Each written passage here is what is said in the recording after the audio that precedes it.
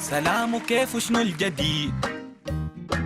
ما تشيل معاي هم الرصيد، كان زمان تعب شديد وهسي مرتاحين أكيد. تسأل عليها في كل مكان، كان شريحة غالية وصف طويل.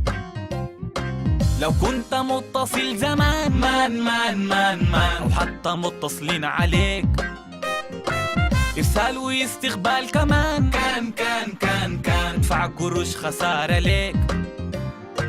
لو بالسنة أو بالنهار نار باقة قروض عروض كتار.